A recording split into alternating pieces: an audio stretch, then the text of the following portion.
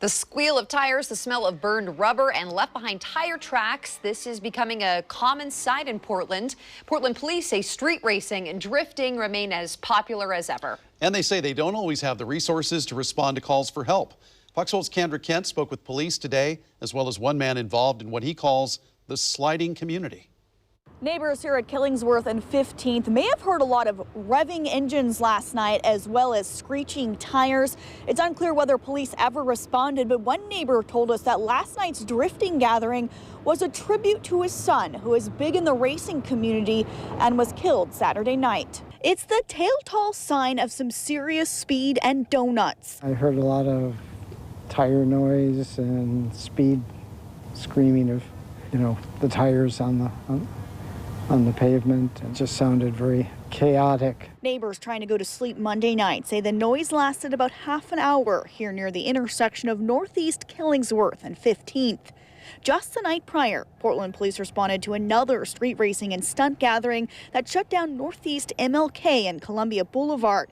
Officers told Fox 12 street racing and drifting is popular in the summer and during good weather in the fall. The problem now is it's becoming harder for officers to respond to calls from concerned drivers and neighbors. Right now in Portland, we really are suffering from a lack of police resources and availability. The Portland Police Bureau says budget cuts and frequent violent protests and riots have put a squeeze on the department during a time when there are fewer officers to respond to an increasing volume of calls.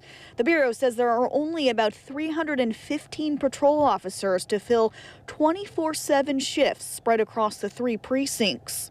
We have a hard time responding to things like domestic violence calls that are in progress, robberies that are in progress, shooting reports that are just coming in, or street racing issues. As for what happened Monday night at Killingsworth and 15th, neighbors say it was highly unusual for the area. And one neighbor says it was a special gathering of drivers to pay tribute to his son, who grew up in a home at the intersection. My son was just murdered. I'm hurting as a father because I lost my son, and what transpired here last night was a memorial.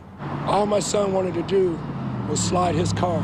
Noah Terry was well known in Portland's drifting scene and community.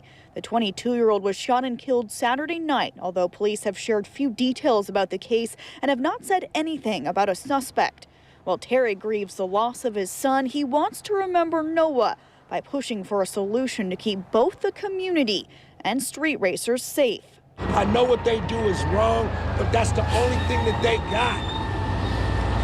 And I would prefer to have their back and trying to help them do something different to where they're not on drugs, where they're not in the streets. And asking the Portland police, the city of Portland, if you guys are so unhappy with what these kids are doing, give them a place to go. Portland police say street racing happens nearly every Sunday night and sometimes attracts crowds of up to 200 people.